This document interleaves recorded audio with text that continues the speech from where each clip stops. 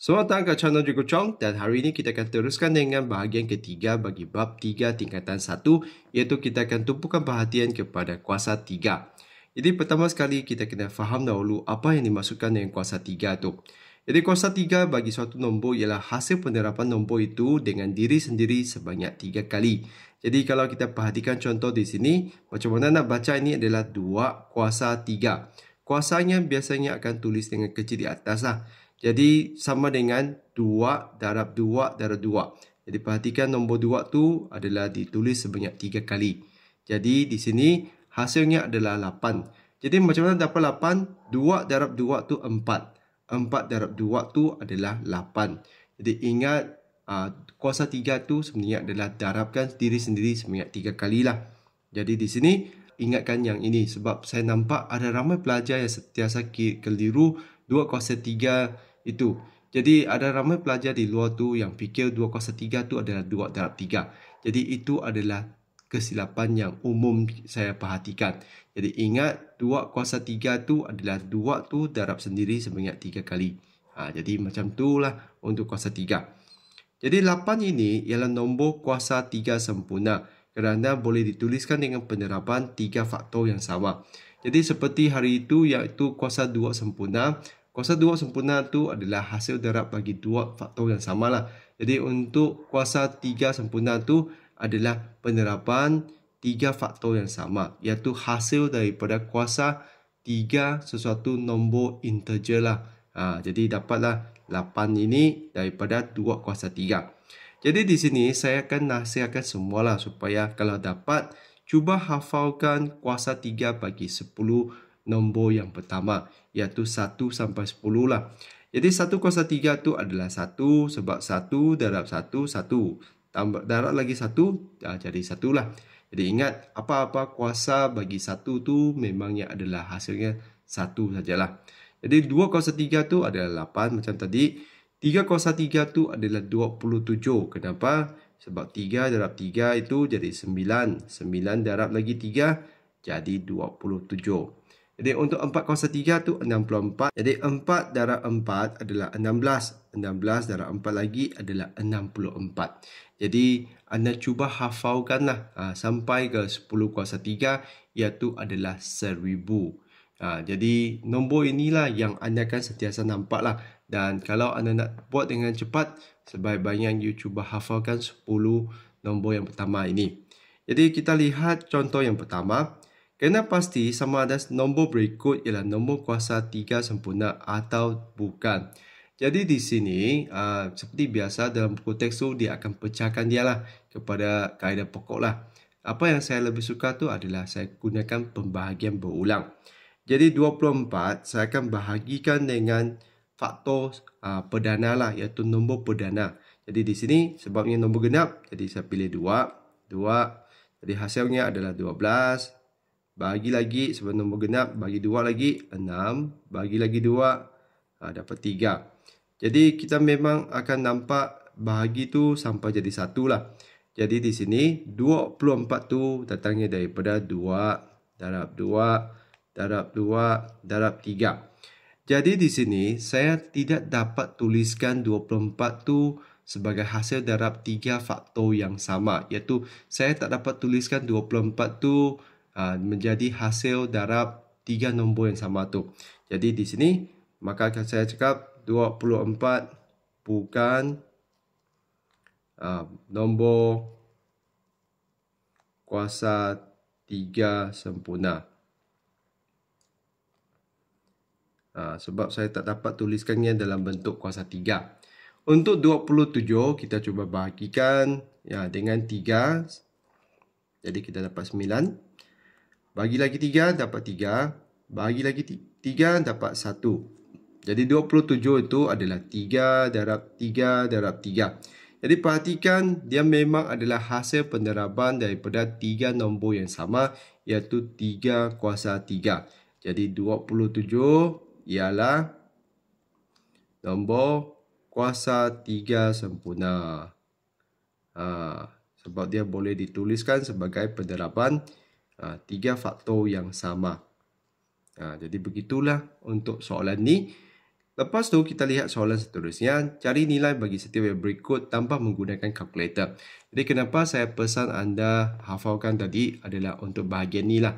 Kalau tanpa gunakan kalkulator memang kita akan libatkan kuasa 3 tu, dan di sini kita memang akan perlu ingatkan lah kalau kita nak buat dengan cepat.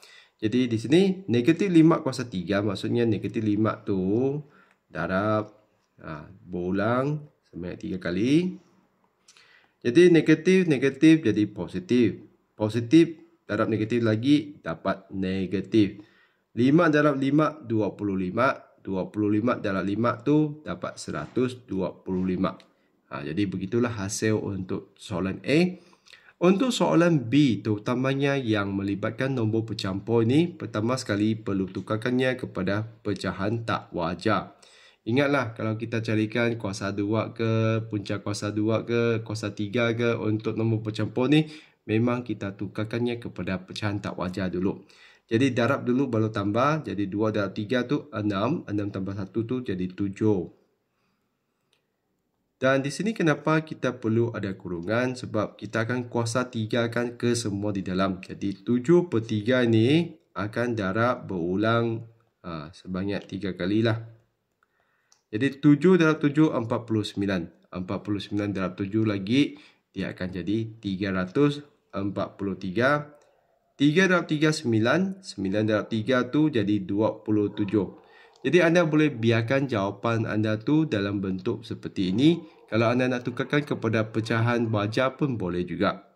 Jadi untuk C pula kita perhatikan C ini adalah 0.4 atau 0.4 darab dengan 0.4 darab lagi 0.4. Jadi untuk yang 4 ni, kalau kita perhati ini adalah perpuluhan. Jadi perpuluhan tu semasa kita darab, tempat perpuluhan tu akan dikumpulkan, iaitu 1 tempat perpuluhan. Jadi darab lagi, jadi akhirnya jawapan anda tu akan ada 3 tempat perpuluhan. Jadi 4 darab 4, 16. 16 darab 4 tu adalah 64. Dan disebabkan dia tempat perpuluhan tu akan dikumpulkan, jadi daripada 1 tempat perpuluhan ni, akan jadi 3 tempat perpuluhan. Jadi dia akan jadi titik di sini, sifar. Jadi jawapannya adalah sifar perpuluhan sifar 64. Jadi begitulah caranya macam mana kita kuasa 3kan nombor perpuluhan. Kalau soalannya asalnya ada 1 tempat perpuluhan, selepas dikuasa 3kan, dia akan jadi 3 tempat perpuluhan. Kalau asalnya ada 2 tempat perpuluhan, selepas dikuasa 3kannya akan jadi 6 tempat perpuluhan. Jadi anda perlu ingat perkara ini. Jadi seterusnya kita lihat pula cari nilai yang bagi berikut dengan menggunakan kalkulator. Jadi yang bahagian ni sebenarnya hanya kita latih lah macam mana tekan kalkulator saja. Jadi saya pun keluarkan kalkulator saya. Jadi biasanya kita perlu pakai kalkulator kalau nombornya terlalu besar lah. Kalau hanya nombor kecil, sebaiknya anda cuba hafalkan lah. Jadi di sini 35 kuasa 3, kita tekan 35. Lepas tu cari kuasa 3. Di mana kuasa 3 tu adalah di atas ni. Kalaulah anda nampak you punya kuasa 3 tu adalah yang warna kuning macam ni, anda kena tekan shift. Lepas tu X kuasa 2, dapatlah ni. Jadi jawapannya adalah 42,875. Jadi begitulah untuk soalan A ni. Untuk soalan B, jadi kalau you nampak ada kurungan, kita pun letakkan kurungan lah.